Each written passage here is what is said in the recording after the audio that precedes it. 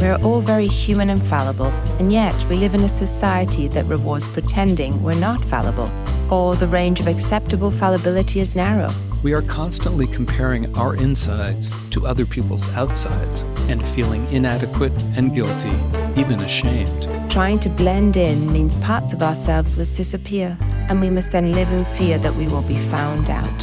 Here, together, we will create a space where we can laugh, cry, and carry our suffering and hurts lightly.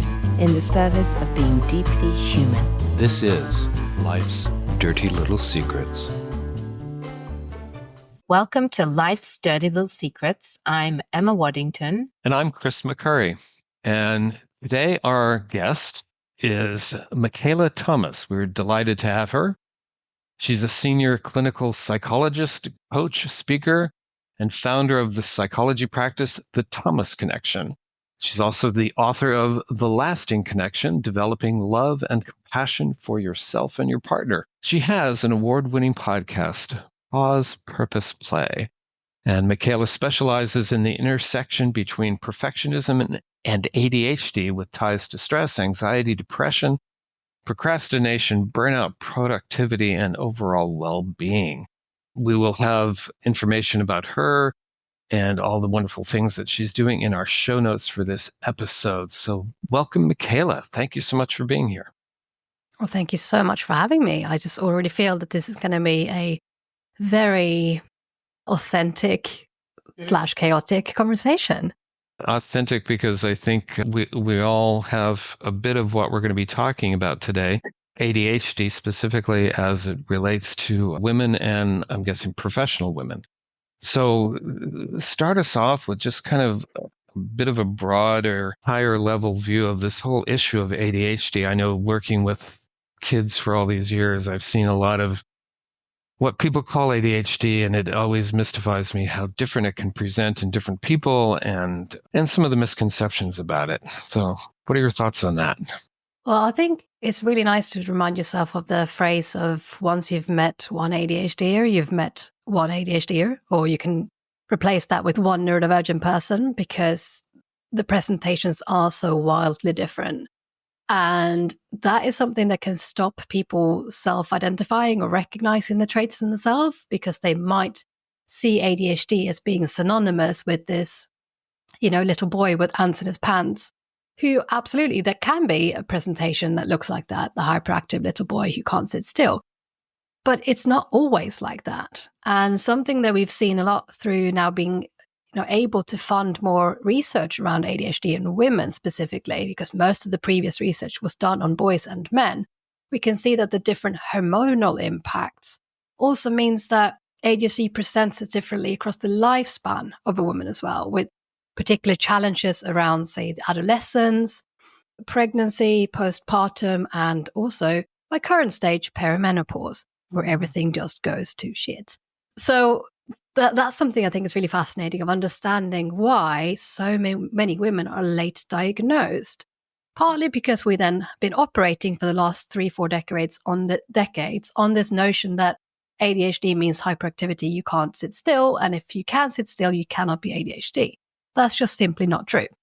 Secondly, is that those women who've grown up with that notion that ADHD is just hyperactivity, they have not necessarily struggled as much as they currently do because their challenges in life have been increasing incrementally, exponentially.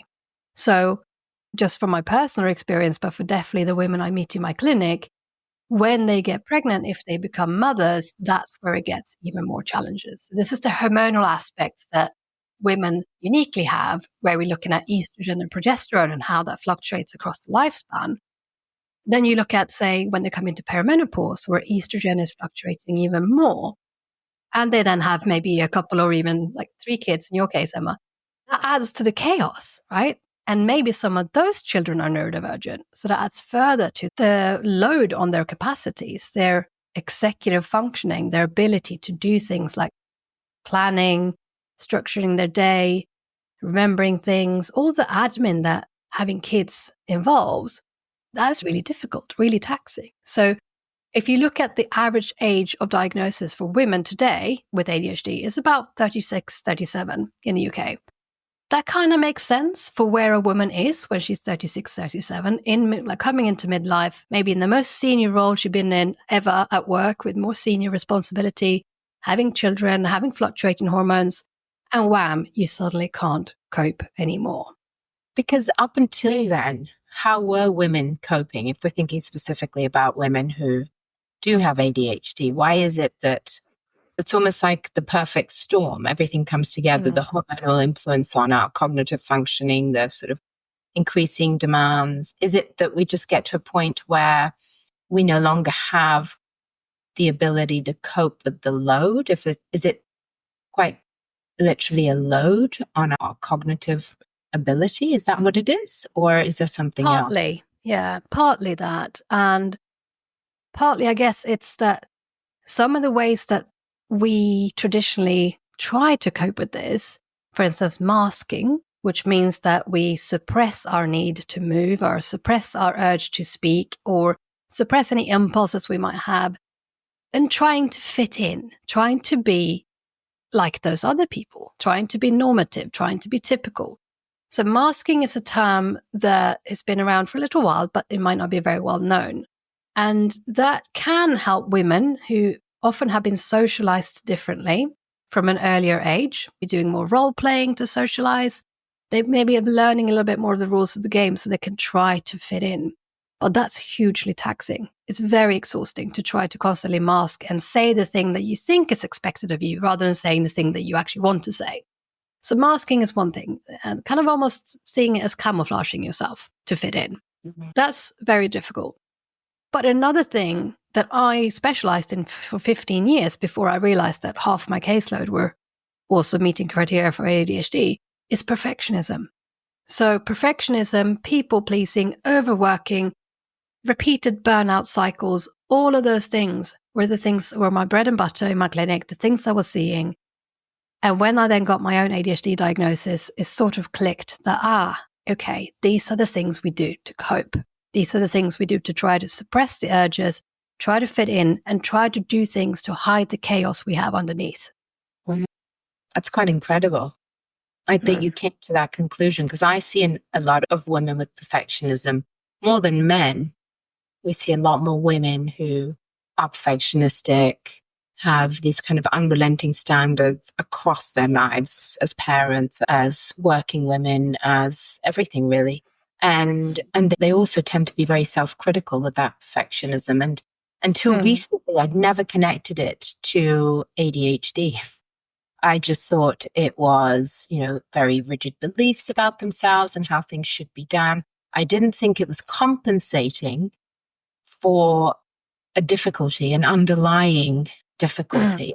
I think that has been that has shifted my view of a lot of the clients that I work with, and even myself, thinking about how really perfectionism is a compensation as opposed to a way of coping, as opposed to a series of beliefs about how things should be done.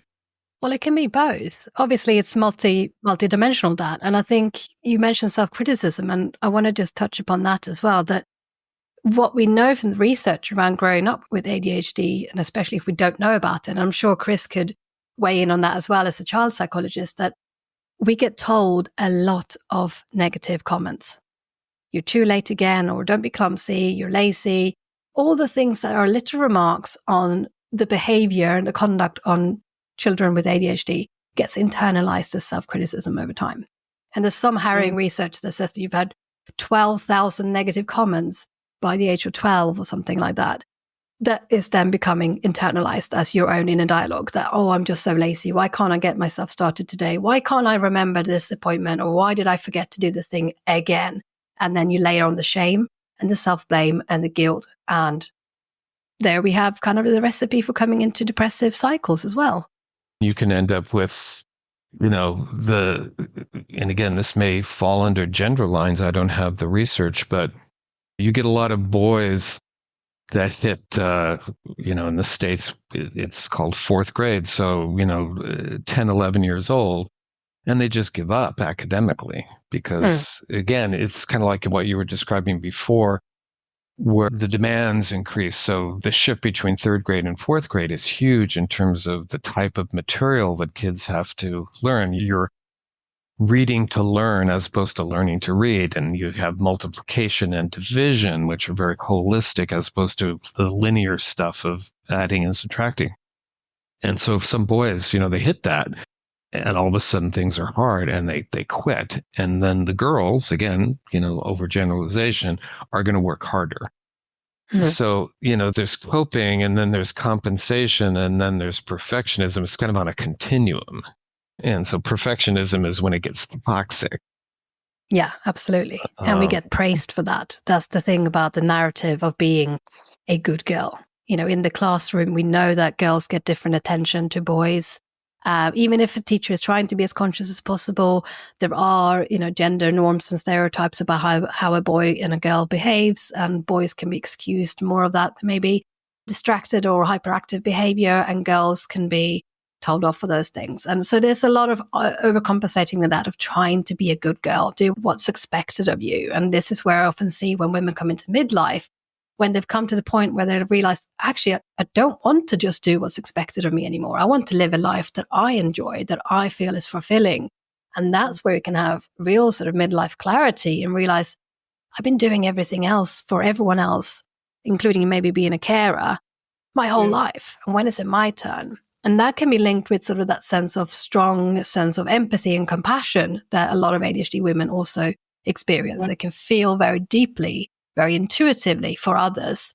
And that can mean that they're more vulnerable to burnout, because they overstretch themselves and overdeliver for others and don't meet their own needs.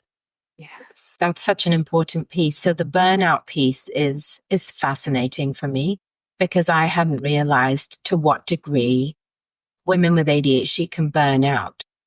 I've had clients that will tell me that, they work incredibly hard, perfectionistic, relentless. And it's kind of that hyper-focus and burnout, or hyper-focus, perfectionism and burnout seem to follow a sequence. Maybe you could... Like a roller coaster, if you may. Yeah. Could you talk a bit about that? Because I find that fascinating, because it kind of doesn't follow... Well, it is a burnout, but it feels almost more physical than the burnout, perhaps from this sort of relentless amount of stress. Like some of the women that I work with, when they get their ADHD burnout, they are out. Yeah. It's that's why chronic fatigue is overrepresented in ADHD women as well. And it's all linked. It's really all linked. Autoimmune disorders are overrepresented, chronic pain, migraines. A lot of the things, they're just your body saying, enough. You've done more than you can cope with. You've gone over your capacity. And that's where I think the patterns are so cyclical, where they might then have a period of being a bit procrastinated, or maybe struggling with their task initiation, getting going. Then they beat themselves up a bit for that, because everyone else is so motivated. Why can't I do my stuff? They finally drop into hyper-focus. Okay, I can get going now. I'm going to do these things, get interested in it, usually motivated by a sense of urgency, because the deadline is looming. And usually because cortisol has kicked in, the stress hormones have kicked in, adrenaline. Okay, I'm going to go. And that's where they do a 2 a.m. kind of late deadline, staying up really late and working through all the cylinders, basically burning the candle at both ends. And then after that, eventually they crash, because a hyperfocus cannot last in indefinite amounts of time. So I call that the hyperfocus hangover, where you feel awful, right? So they go into the procrastination, coming into that thinking, okay, must do something now, is lastminute.com, need to get going, hyperfocus, overwork, then often feel a bit dissatisfied with what they've also put together, because they started too late and didn't have the time to really give it the attention it needed. That was seen in perfectionism as well. And then beat themselves up a little bit more for being in this pattern again, being in the crash where they can literally be out for the count and needing to be signed off sick from work, or just lie in bed. Can be very completely depleting. And then it starts over again, because that crash has then fueled another episode of procrastination and slump. So around it goes. I think of it as the meerkat and the sloth, right? This actually came from my own sister's account of who I am for my ADHD assessment. And she said, Michaela has two modes. the meerkat and the sloth. The meerkat is when I'm constantly like attentive and like looking around and, oh, what's going on? What's going on? I'm being, sidetracked by squirrels. And that's where you're really focused. And then suddenly you can't do that anymore. You're out of the meerkat steam and you become a sloth and just very stationary and like, ugh, I can't be bothered. So that's why I think sort of using these sort of metaphors can help us understand that it's not your fault, but you do need to recognize which state you're currently in, how you got into that state, what's going to help rather than be harmful for you to come out of that state, and how you can gently guide yourself through that. Yeah. That's that self-compassion piece that you were talking about at the beginning, because clients of mine, when they get, they're very hard on themselves because they procrastinate and they don't understand. It doesn't make any sense. Why can't I just get going? And then they do exactly like you said, or they'll work really hard and do, tremendous amounts of work, neglect everything else. And I think that's really important to mention, because most people recognize this. We all procrastinate, we all leave things to last minute, and we all have a tendency to sort of focus on something if we're really interested in it. But I think the difference is that hyper-focus is to the detriment of everything else, every other cue in our body, be it sleep or eat, which is why it ends up in the burnout, right? Where in that, what you said, a sloth, it's a really good metaphor. And getting out of that cycle is really difficult. Do you have any? So the self-compassion piece is really important, to recognize that there is something sort of, cognitively, the way we approach things, the things that motivate us. I love one of the metaphors that they use in the Neurodivergent Woman podcast, where they talk about ADHD being sort of, I'm going to butcher their version, but there's like we have our office, but our office is very under-resourced. And it only has 2 admin, and the admin have a dilemma.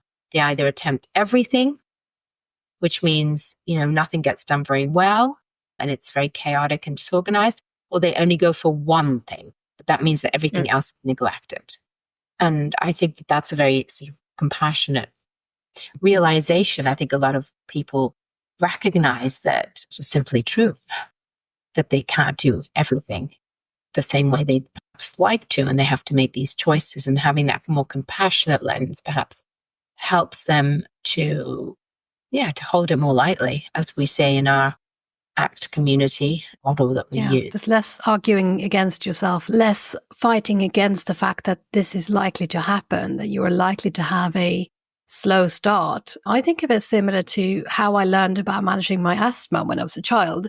I was told that it's really helpful for my lung capacity for me to be able to do exercise by doing a slightly longer warm-up, right? We're not just going to go, off you go and run, because then my lungs would feel a bit too challenged by that. So I think of it, sometimes we just have a slightly longer warm-up before we can train. And then when we're off, we're pretty sprinty. And to the point where sometimes you have to slow us down, because otherwise we'll miss things along the way. We'll make careless mistakes, as the diagnostic term says, which I think is horrible. Because we'll miss things because we're so focused on whatever we've got in front of us. So I think of it as being helpful of reminding yourself of the 4 different things that motivate the ADHD brain. So the urgency is something we touched upon already. So when we have a deadline, we do things, we procrastinate until the deadline. So the urgency then drives us into action. But interest is usually when we drop into a hyperfocus. I'm interested in a topic, so then I want to read about it. Challenge, when you can make it playful and fun. Challenge yourself to get this amount of work done in 10 minutes or wash up all your dishes in 17 minutes. And the last one is novelty, which is crucial to understanding why sometimes ADHDers get into trouble.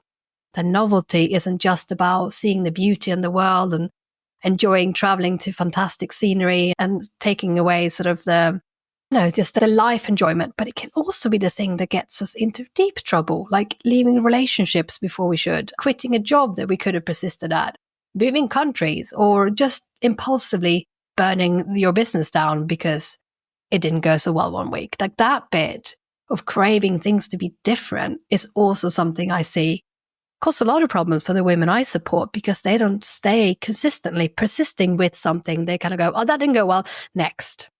And that wanting to do the next thing because that gives more novelty, that gives more stimulation. That can also mean that you then crave that stimulation, that dopamine, in unhealthy things like overeating. We know that ADHD is highly correlated with binge eating disorder and bulimia. So overeating, because you feel then a sense of stimulation, a sense of feeling alive. Gambling, addictions overall, alcohol, drug abuse, sex. So there can be, as a couples therapist as well, there can be issues with wanting to have an extramarital affair.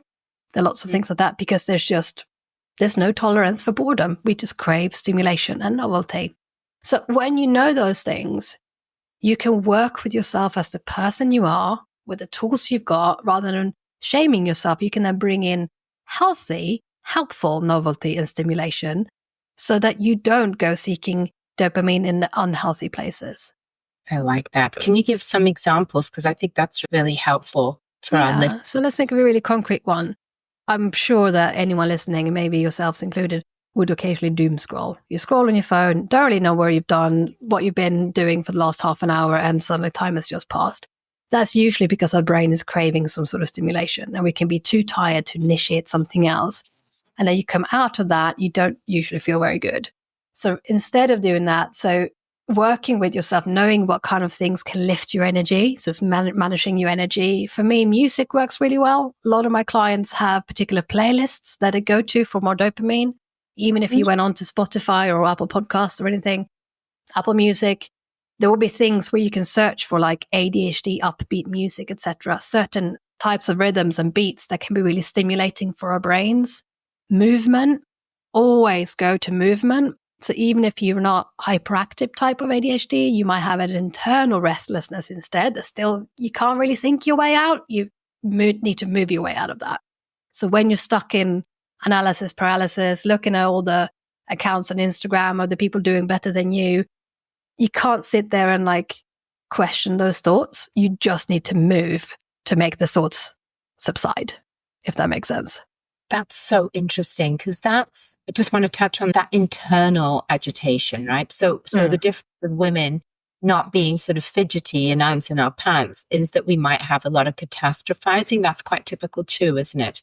There's this doom and gloom and worst case scenarios, and our minds can go wild with stories and ideas. And so you think you would see it in a similar way, that we're looking for stimulation, that our mind is interesting. Yeah, absolutely. And that for women, kind of common telltale sign that comes along with that catastrophizing and overthinking and being too stuck in your own mind is anxiety. So a physical manifestation of anxiety in your body, perhaps, or even panic attacks or sleeping problems or migraines, because your body is saying, just stop for a moment, but we can't. It's like the Ferrari metaphor that your mind is racing really fast or your body is racing really fast or both. So again, very different presentations from person to person.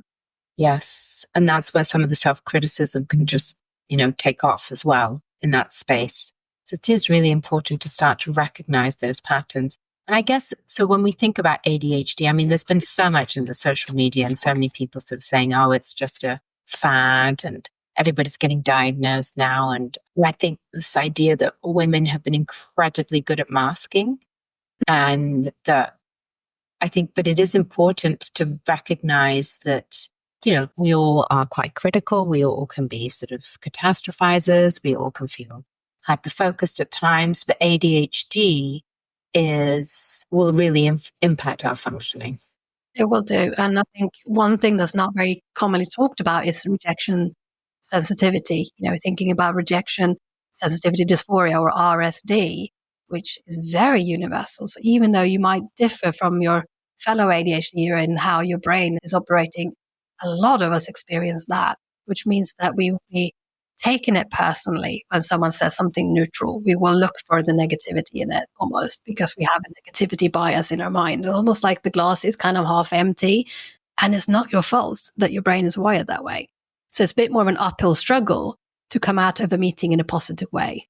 So that classic thing of you send your friend a message on WhatsApp or something, and you can see that they've read it. So you see the blue ticks, but there's no reply. They must hate me, right?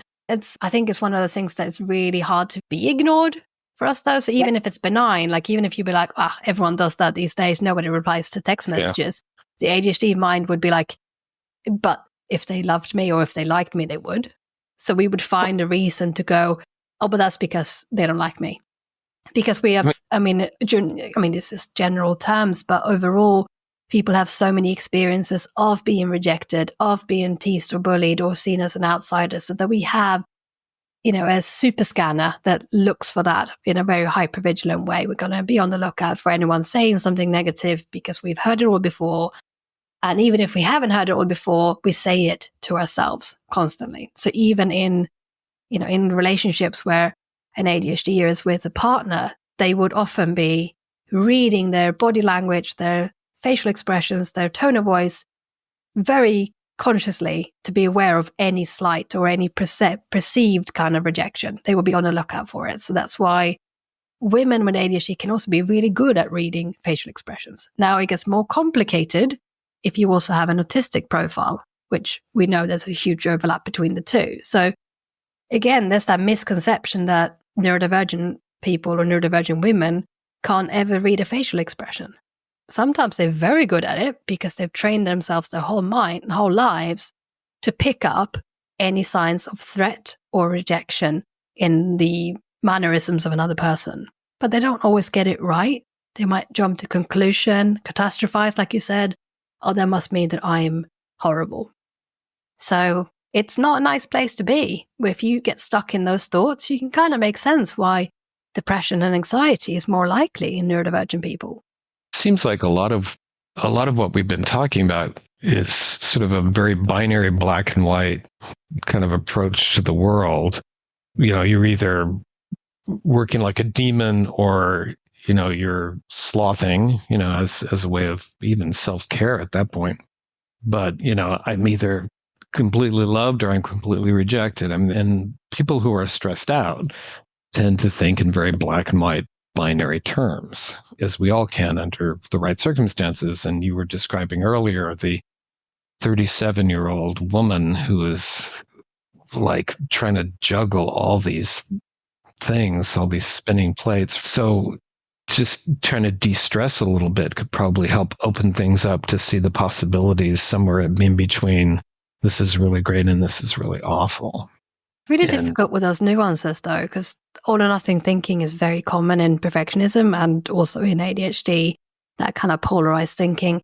And that can be very difficult to say, maybe I need to de-stress a bit, because the prospect of slowing down, the prospect of taking a break might mean that I won't get started again. So not wanting to take a break from overworking isn't just about, well, I'm now being productive finally.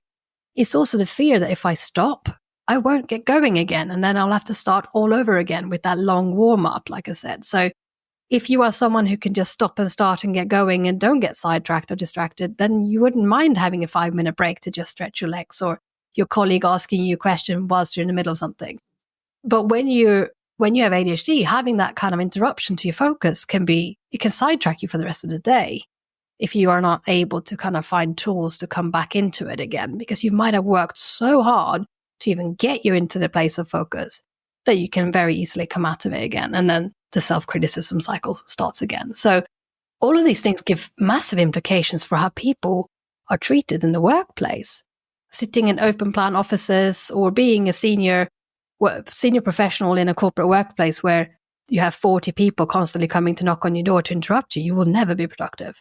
So understanding that of how our productivity differs from neurodivergent to neurotypical people is crucial for having a workplace where we don't have people serially going into burnout, because then they take the work home with them. I didn't finish the stuff I was going to do today, so now I'm going to stay up till 2 a.m., get it all done, then have a sleep deficit. And we know that sleep deprivation makes ADHD symptoms way worse. And then the next day they start and being even less able to focus and concentrate, because executive functioning is impacted really negatively when you don't sleep.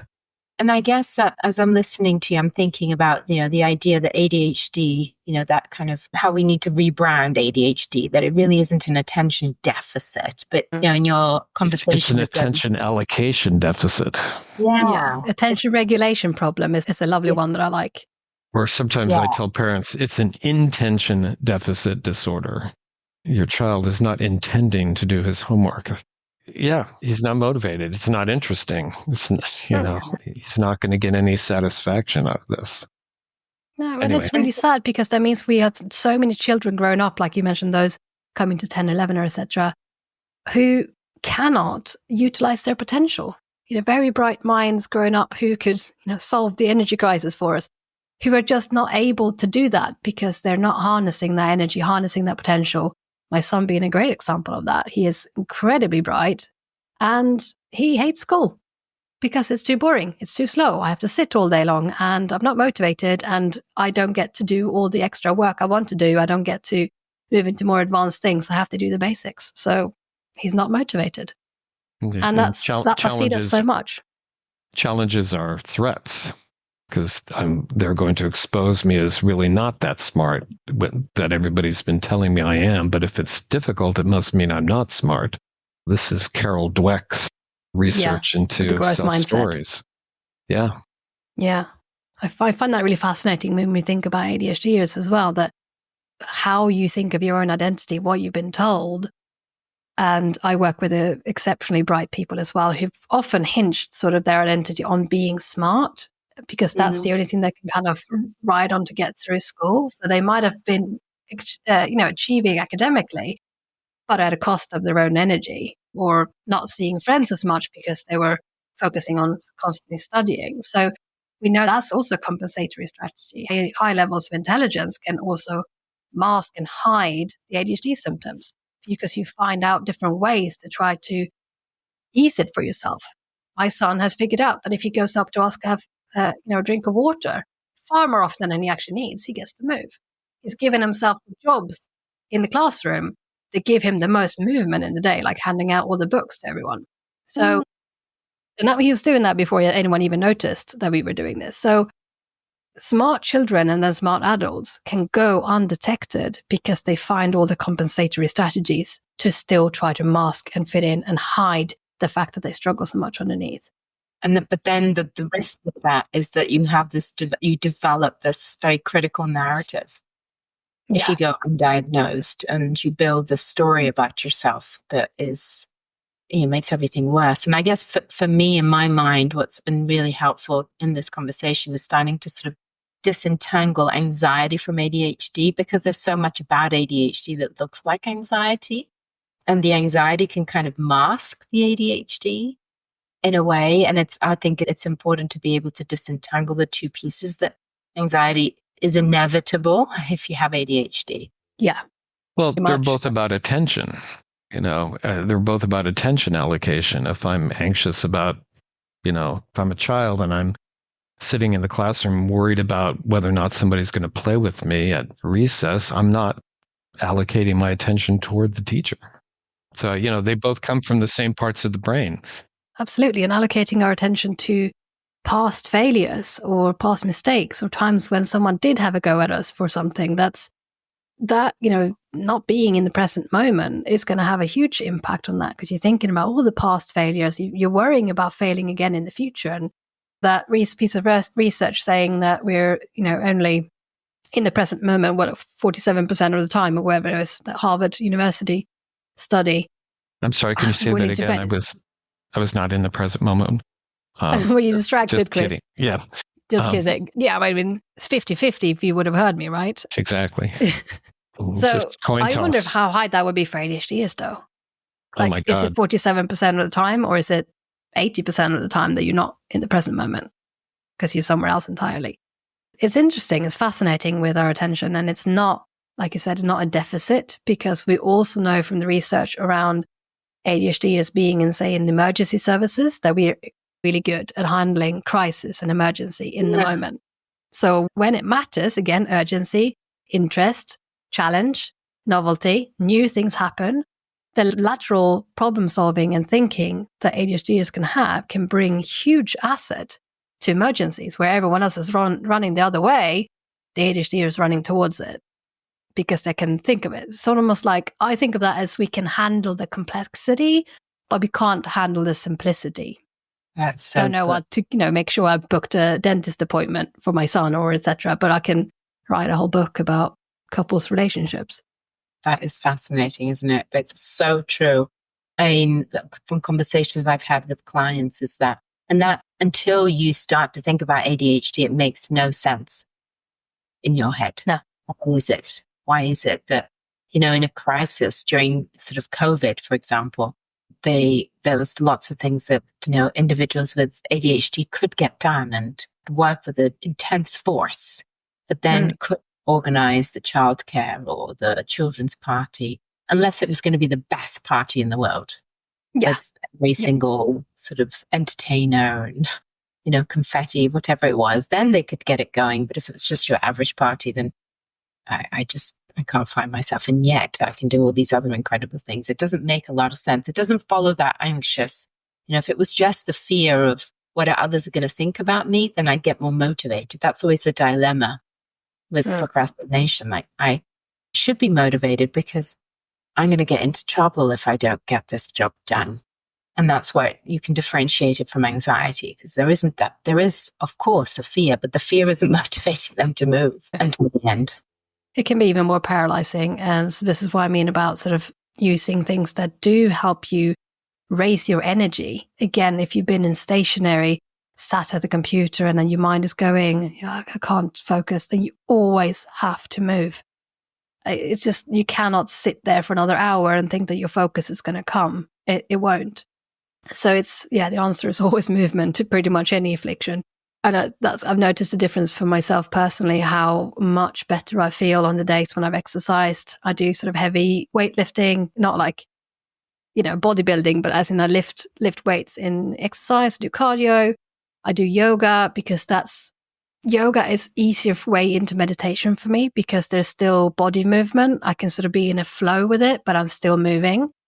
And it's finding peace with that, making peace with what works for you, rather than thinking I should sit down and do 10-minute seated meditation every day because that's supposed to be good for me. There are many ways into mindfulness meditation that still works for the more hyperactive, restless mind. That doesn't have to be you sitting there with eyes closed for 10 minutes. I personally love it, that too, but then I often have to layer it up with another, almost like another layer of stimulation, like listening to a soundscape, or having something like a scent around me, like having a few things that makes my mind go, ooh, this is really exciting.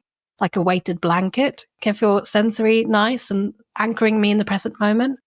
So there's lots of things we can do that it doesn't have to look exactly the same as what everyone else does, but you can still practice things like meditation and mindfulness. Yes. Can I backtrack? I was thinking about this emotional overwhelm that individuals who present with ADHD can get really upset and really angry and really overwhelmed. Obviously that rejection sensitivity is a part of it. So it can be around people, but it can be around things not going the right way. But it will be this very, like a tsunami of emotion that they can't stop. It can be very raw, and especially for children who have more immature frontal lobes as well. They're still growing and developing, so they won't have the same stop button anyway. But the emotion regulation part of ADHD it's a funny one, because it's been in the diagnostic criteria, then taken out of the diagnostic criteria. And now people are lobbying for that needing definitely to be a crucial part of understanding ADHD. So if you are someone who is a big feeler, or you're highly sensitive, or you just feel like you have your heart on your sleeve, that is quite common. And not again, we've said sort of the presentations vary so much, but some children are very explosive. I think Ross Green's work around the highly explosive child kind of signals that. I'm one of them. I'm sort of my emotional range is like Ariana Grande's vocal range. It's a lot of everything. I can hit the highs and the lows. And some people are a bit more steady in the middle. And I have to think that as much as I find it hard with the emotional lows, or the frustration tolerance not being what it could be, it also means I hit the emotional highs, like the joy we can feel, the fact that I literally and metaphorically can skip when I'm happy about something. And my husband, who is a little bit more steady, he wouldn't skip. So I feel like you get the one with the other. Unfortunately, you get the peaks with the troughs. So knowing that about yourself, it doesn't mean you're better or worse. There are plenty of fantastic singers out there who have a limited vocal range and you still enjoy their music. So it's just self-awareness, understanding that I'm likely to be emotional here. So I give myself little permission pieces around that. So if something happens, I know I'm going to react strongly. You know, if something triggers my RSD, or if I get an email from someone that is ever so slightly rude or critical, which doesn't happen a lot, thankfully. But if I face a troll on the internet, you know, these things happen when you're slightly public profile. If that happens, I just step away because I know that it will bring big feelings. And then 12 hours, 24 hours later, the big feelings will have subsided and I can come to clarity about what I want to do. So the wisdom comes after that. So I love the wise mind from DBT, dialectical behavior therapy, where you have an overlap of your sense and your sensibility. Your logical side as well as your emotional side. They can meet in the middle. And that can be hard for ADHDers if we don't first regulate our emotions and allow them to be there first. So yeah, I'll hit some high notes and then I'll move on, basically. That's wonderful. And I guess when you were saying about, you know, that rejection sensitivity being so strong, then that one has to be sort of really sensitive to that too. That, you know, if you are going to be working in environments that are social, you know, if you are going to be connecting and having a busy social life, or you want to have great friendships, and that is, you know, a vulnerability that you have to just be mindful of and treat yourself very kindly and know what's happening. I think awareness is so powerful. If, like Dan Siegel says, you know, name it to tame it, give it a name. And even that rejection sensitivity, I hadn't thought of it before like that. It's really useful to know that's what's happening. I'm particularly sensitive to the possibility of rejection. And so I'll look for it and I'll find it. And in acceptance and commitment therapy, we would talk about how, you know, these things are directly linked to our values. I mean, I'm sensitive to rejection because I value connection. You know, where we care where we hurt. Right, exactly. Exactly. So that it's a clue that it's something that matters deeply to me. But it also makes us have more of a nuanced kind of stepping away one layer from it in terms of the terms of noticing. You know, I'm noticing that I'm having some RSD triggered by this text, and I can start a conversation with my husband then. If he says, "Oh, what's up?" "Oh, actually, I think it's just a bit of RSD being triggered," and I can notice that. That's very different to, "Oh, you wouldn't believe what this person said in this text message." I'm already having a bit of distance between me and the thoughts and the feelings by noticing them and saying, "This is what I think is happening. It's not my fault. I'm not going to shame myself for it. I'm just going to give myself a bit of space then." Yeah, and then knowing that you need to go easy on yourself. It becomes one of those. Oh yeah, one of those. And even just abbreviating to RSD is a way of kind of getting a little distance from that, a little decentering. Yeah, it's just one of those things or one of those days that we can often see in women who have more or less ADHD symptoms depending on where they are in their cycle. So in the monthly cycle. So knowing that as well, it's the PMT week. That's where more demons come in. Yes, because one of the questions that people have asked me is around perimenopause and menopause and how that also makes some of the ADHD symptoms worse. And just to be aware of that, I guess, is that hormonal influence on our cognitive functioning and our emotional regulation as a result. Could it not? How could it not? It makes sense. How could it not? And I think that's sort of ending our chat with a lovely sort of compassionate thing of how can I be helpful rather than harmful to myself? If I am a perimenopausal woman with a senior role, a couple of kids, and they're driving me up the wall, how can I be helpful rather than harmful to myself? And that's might give you some ideas of setting up some better systems, asking for some more support and developing some self-compassion for yourself. Absolutely. You don't have to be everything for everybody, which is what we've often had to be as women. Yeah. It's a nice way to get the patriarchy in there again. And let me just, on behalf of the patriarchy, let me offer my sincere apologies. Accepted. It's okay. We need male allies. So we need men to enter the conversations with us and help us understand the lack of equity, and then we can continue to work towards equity. That's right. Yes. This has been wonderful. My goodness. I must admit, I have got more questions, but I'm going to hold them. I'm going to restrain myself.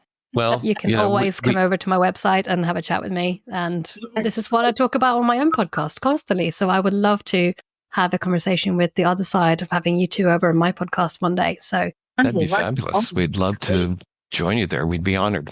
Absolutely. It's just so important. And I think it's so empowering. I'm so excited.